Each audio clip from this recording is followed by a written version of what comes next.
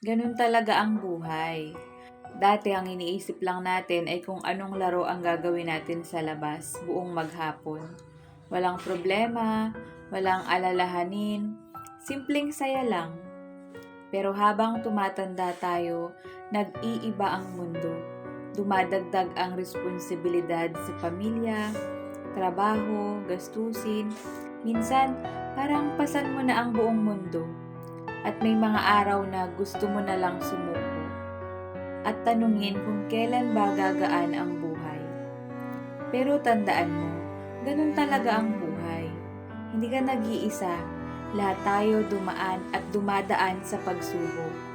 Pero ang tunay na malakas, hindi sumusuko. Sa bawat hirap may dahilan. Sa bawat pagsubok may aral. At sa bawat sakit, may lakas na nabubuo. Kaya kapit lang, laban lang, hindi man madali pero darating din ang araw na masasabi mong buti na lang hindi ako sumuko.